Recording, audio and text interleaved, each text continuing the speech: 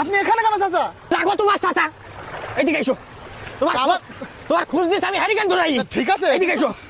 চাচা চাচা আমি তো মনে করলাম গোসল করতে এসেছেন তো। হ্যাঁ, তুমি কত কিছু মনে করো আমার নেই। মানে আমি তো জানিনি তুমি আমার না, তুমি এত ভাবো। হ্যাঁ, জি, মানে আলহামদুলিল্লাহ। আমি তোমার ভাবনার মধ্যে এত থাকি। যাই হোক, হ্যাঁ চাচা।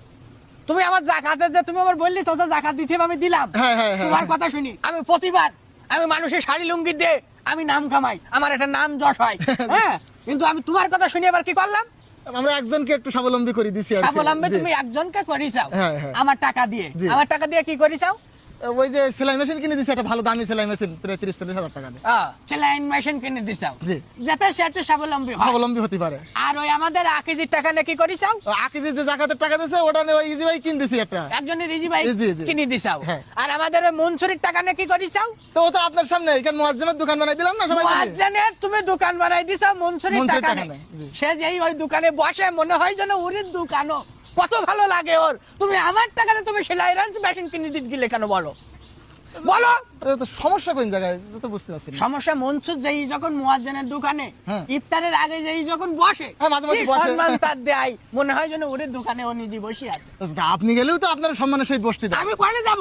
তুমি লোকে সেলাই রাঞ্চ মেশিন কিনে দিতে চাও, সেলাই মেশিন, আমি যাই কি সেলাই মেশিনে বসবো? বলো না তুমি আমার টাকাতে তুমি দোকান বানাই দিতে পিতি, তুমি কেন সেলাই রাঞ্চ মেশিন কিনে দিতে গেলি বলো? চাচা কিন্তু যতদূর মনসুরকে বসে মনসুর চাচাকে ওইভাবে আপনিও তো সেইভাবে গিয়ে বসেন, খুব একটা তো সমস্যা এখানে নেই। আর দান করে এটা তো ফলাও করে বেড়ানো উচিত না। গোপনে দান করা সব থেকে বেশি উত্তম, প্রকাশ্যেও দান করা যায়, তবে সেটা মানুষকে বেশি প্রসার করে বলি বেড়ানো, এটা তো অহংকারিতা প্রকাশ পায় চাচা। আর দান করি তো জাহির করা যায় না। কিটা জাহির করতেছে? হ্যাঁ, জহির না জাহির। হইলো জাহির। কিটা জাহির করতেছে? আমি তোমার সাথে বলেন দেখি যাও, তুমি মোটে আমি যেদিকে আমার ভালো হয় সেটা তুমি করো না।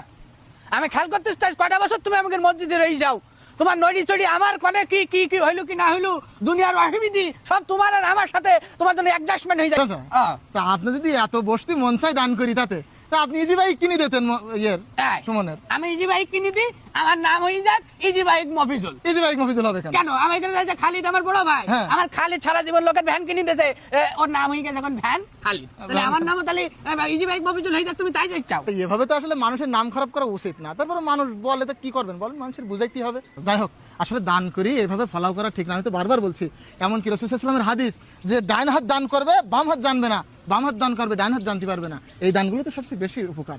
আর আপনি যে সেলাই মেশিন কিনে দিয়েছেন, আপনি কখনো কি সেখানে যেতে পারবেন না? আসলে কবরে গিয়ে আপনি এই সওয়াব সত্যে জারিয়ার মতন পাতে থাকবেন, একজন মানুষকে স্বাবলম্বী করতে পারলেন। তাহলে জাকাত দেওয়ার